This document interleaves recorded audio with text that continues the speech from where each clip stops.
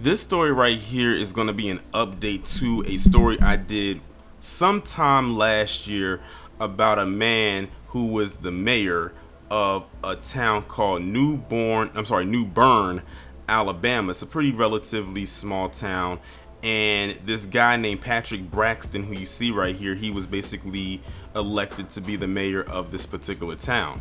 Now, what ended up happening is he wasn't allowed to actually perform his duties for such a long time because they ended up locking this. They ended up doing something what Rob over at Blacklight Revelation says when they do a lockout blockout, and they literally and figuratively did that because when he tried to get into the offices so his team can do what they did, mind you, his team is pretty much either predominantly or all black. And when they tried to get in the offices and do what they were doing, they couldn't get in because I believe they had the locks changed or something like that. And they did that for the longest time. I mean, they went through hell trying to get everything situated so they can try to get this town together because this town was not really progressing like that. But thanks to the former mayor, who did not want to drop the position and felt he was entitled, who was of course is a white man, he did all of this to keep this man from performing his duties. So this guy literally had the title of mayor, but he could not perform his mayoral duties, while the person who was no longer mayor was blocking out the person who was elected mayor or selected to be mayor to do what he was supposed to do. When we say something like this is systemic white supremacy going on here, this is what we mean right here. This is beyond just being called a slur. This is beyond just saying I don't like you because of your skin color. This is a system right here in place, and this was going on for quite some time. Well, now finally, fast forward to now, a major update has come because now officially, after all of this time, the residents in this town will be able to finally vote for their leaders, because at first it was a thing of, oh, you just got selected. It wasn't they didn't even hold an election. Mind you, this town is 80% black, 20% maybe white or a mixture of other groups. They have the majority there, and they didn't have really no power. This is what we're talking about, where you have a town that's 80% black and they have really little to no power. And they want to talk about, oh, Dub S is gone, stop living in the past. Well, let me tell you something right now. Dub S is not gone, and we're not in the past, because this is still happening in 2024. And it has been going on for quite some time. Because I believe the former mayor, I think his dad was the mayor of the town for many, many years. Because again, they don't have elections. They didn't have elections. It was whoever they decided to choose at that point, and usually was a white person. And mind you, this town was majority black for many years. It's not like they just became majority black. They've been majority black for a while, but it was ran by white people at the end of the day. And that's just basically how it was for quite some time. And then the reins, when I believe the white man's dad passed, the reins went to him by default, almost like they were passing the title of mayor down like a family heirloom, which is not supposed to happen, because that doesn't mean just because your dad was the mayor that you should be running. And then from what I remember, his dad wasn't doing very good with the town either, and so now you went from one bad hand to a worse hand, because he made the town even worse.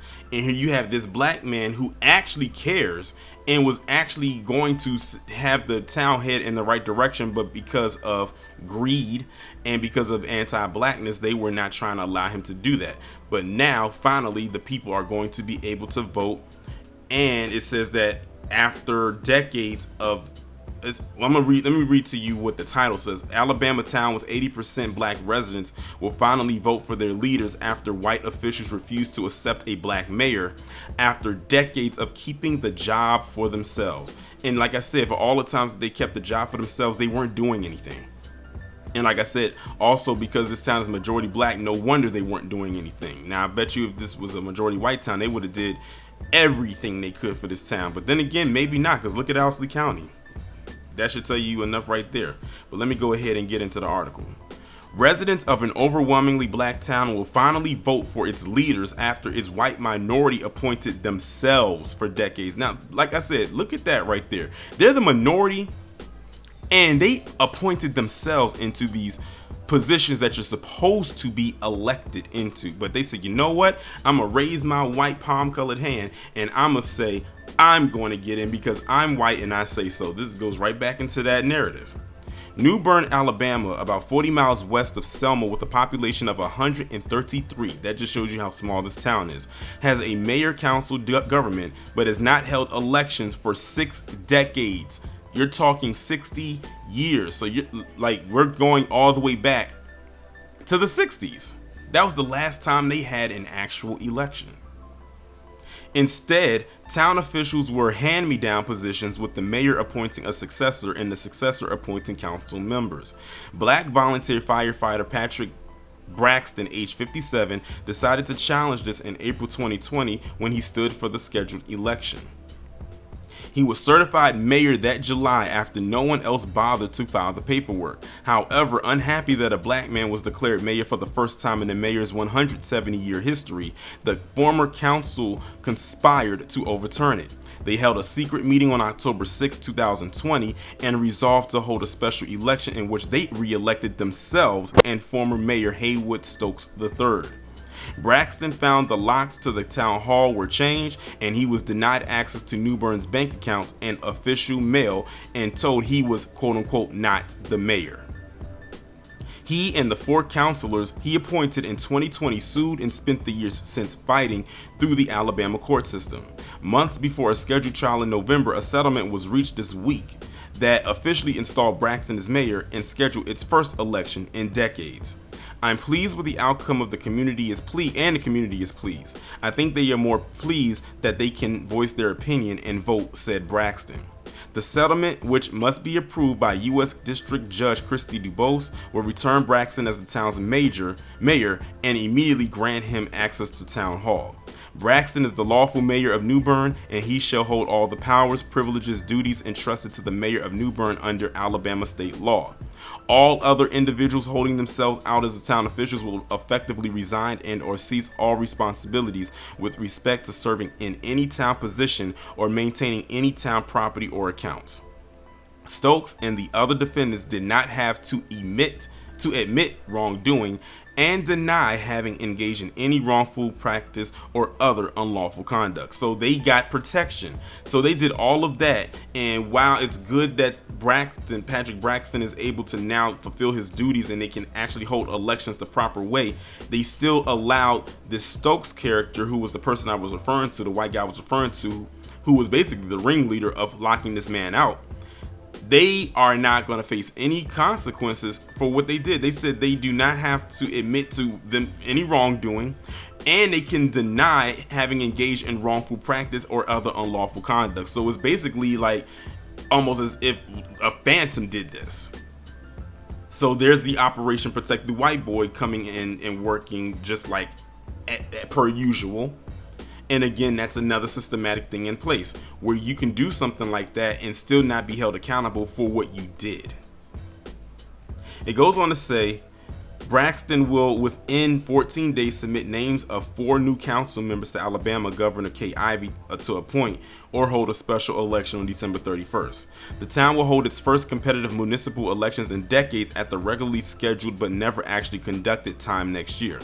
Braxton's legal fees will be paid by the town's funds, and Newbern's finances independently audited by accountants jointly agreed upon by Stokes and Braxton. Newbern's hand-me-down leadership practice resulted in an overwhelmingly white government in a town where black residents outnumber whites 80% to 20%. Of voting age residents, 64.3% are black and 34.8% are white, according to the census data.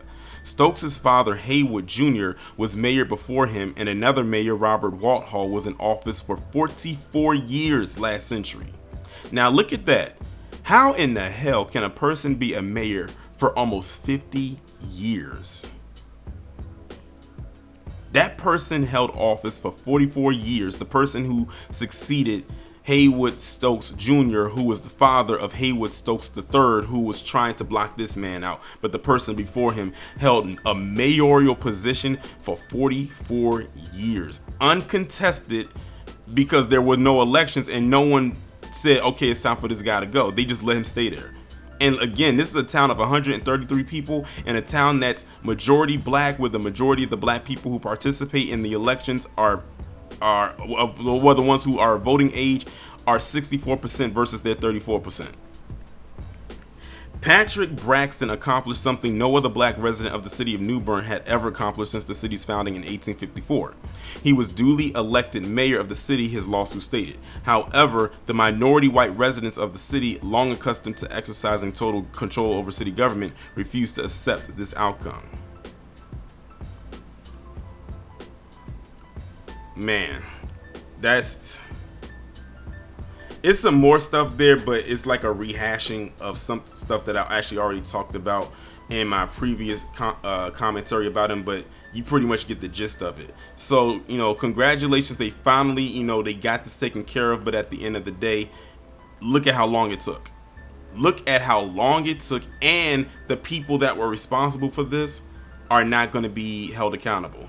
So it's like, it's a bittersweet thing. It's bitter because, again, of how long it took to get to this point, and because no one's going to be held accountable. It's sweet because now this guy can actually get in and do what he feels needs to be done. And he's most likely going to turn the town around, even though the town is very small, but it's a 80% black town, so we'll see what happens. Wouldn't it be something if they turned this into like a little mini Black Wall Street? Oh shit, they would probably lose their minds. But then again, they got to be real careful, because look at what the minority has done to this town for so long versus the majority, who really couldn't do anything. So there you go. They always say there's strength in numbers, but sometimes, yes, there is strength in numbers, but if you don't have power behind those numbers, then what do you really have? There's really no strength there.